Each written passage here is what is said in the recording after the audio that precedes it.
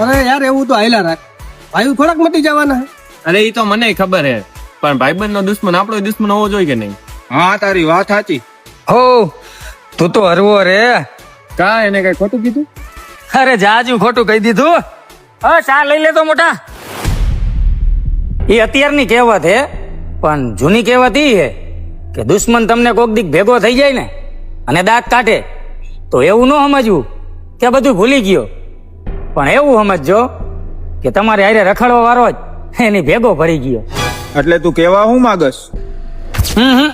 હું કાંઈ નથી કહેતો, પણ બધા એવું કહે કે સુખ દુઃખ બાટો તો જીવ હળવો થાય, પણ અહીંયા કોઈને કાંઈ કીધા જેવું જ નથી.